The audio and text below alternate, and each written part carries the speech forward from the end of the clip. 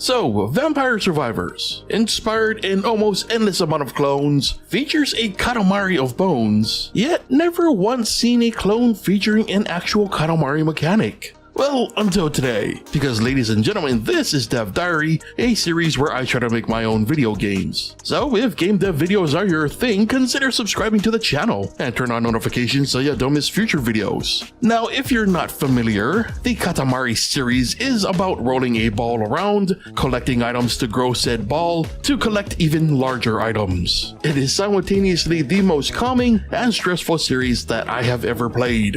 And Vampire Survivors, well, it's a game where you survive waves of enemies using items and weapons to survive tougher enemies so you can upgrade and earn stronger weapons. And it too can also be one of the most calming or stressful games to play. And so to start, we've got the Prince from Katamari and a Katamari ball. And right from the jump, the controls here are a bit unique. See, the player moves the ball as one would in a top-down style game, but the Prince rotates around the ball and always moves towards the mouse's direction. And while this does take a bit to get used to, it's necessary to the rest of the gameplay for this mashup. Now, much like in Vampire Survivors, more and more enemies, well in our case items, are spawned over time. They are broken down into three sizes: small, medium, and large. For the sake of optimization, their behavior is pretty basic. When within a certain distance of the player, they will chase them down. But to keep things fun, if they're too far away, they'll simply patrol the area. However, enemies that get too far away from the player will be teleported closer. It's just so that we don't have random stragglers taking up precious PC resources for no good reason. But you know what is precious for a good reason? Well, if you enjoy my content, your precious support can help me keep making it. And doing so can get you access to exclusive content and downloads, and even early access to the weekly Dev Diary videos before they're released on YouTube.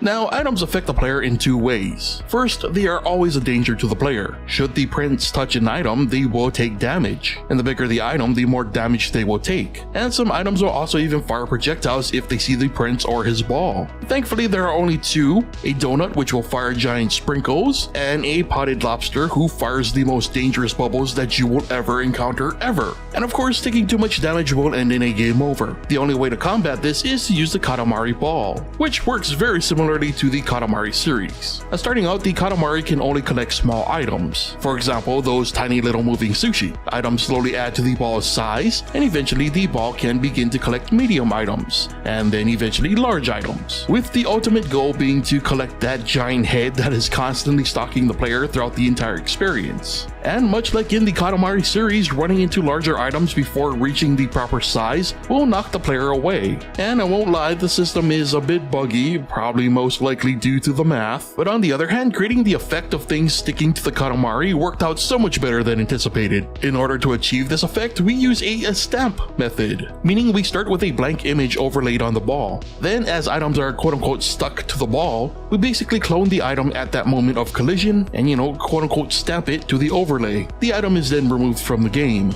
It's a simple yet effective and really cheap way to achieve a similar visual effect to the actual Katamari series. And while I wasn't able to test this from a technical standpoint, I'm actually kind of curious about how this experience would differ if we use like precise collisions over a generic circle collision. Like, I kind of wonder if that would have helped with the bugginess. But anyway, the player can also block projectiles with the Katamari ball, and doing so will sometimes drop health pickups, which the player can then collect to, heal. And that was a project. Honestly, there was a lot more that could have been added, but this felt like a nice stopping point, especially to avoid accidental creep, that could have ruined what was already done. But it would be nice to incorporate more features from each game, like perhaps the Katamari size is actually an upgrade like in Vampire Survivors, and maybe control or other enhancements could be incentives to keep rolling. I don't know, I'm just thinking out loud right now. But on that note, I would love to know what you thought of this mashup and what features that you would add from each respective game. So as always, be sure to leave your thoughts and ideas in the comments, and if you enjoyed the video, be sure to leave a like. But with that said, brings us to the end of today's Dev Diary, so thank you so much for watching,